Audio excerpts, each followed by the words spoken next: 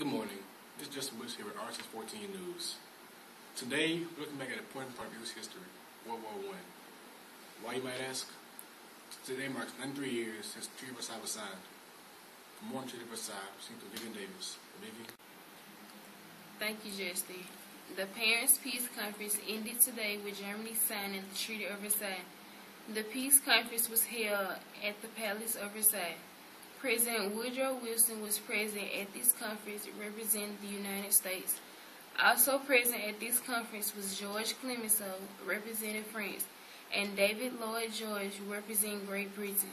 Some of the terms of this treaty were Germany had to reduce their army to 100,000 men. They couldn't have an air force, and they could only have 6 naval ships with no submarines. The Treaty of Versailles was signed June 28, 1919, by Germany. 7 months after the armistice, or the official ceasefire, was signed on November 11, 1918. Ironically, it was also signed exactly 5 years after the assassination of Archduke Franz Ferdinand. On the Treaty of Versailles, this is Vivian Davis. Back to you, Justin. Thanks, Vivian.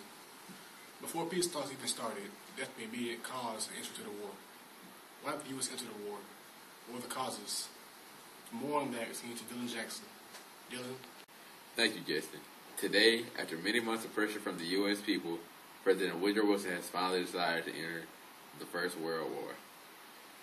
One of the main causes of the war was the sinking of the Lusitania by the German U-boats and the attack on multiple ships carrying U.S. passengers. Another cause for the war was Germany tried to get Mexico to come in and attack the U.S. so they wouldn't be able to join the war, and this finally pushed the president over the edge.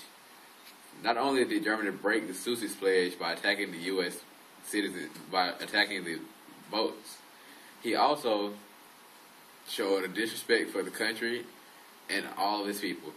So it's time for this to come to an end.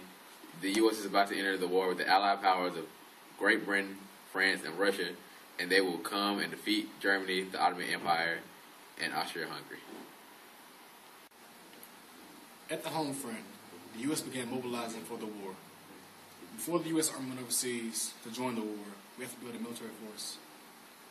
When the U.S. entered the war in 1917, the Army and National Guard together had slightly more than 300,000 troops. Many men volunteered after the war began, but we still needed more men to be drafted. The Selective Service Act of 1917 required that all men between the ages of 21 and 30 register for the draft.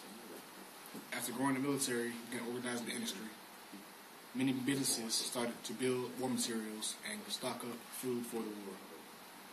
After a certain amount of time, food had to be rationed between U.S. citizens and U.S. military.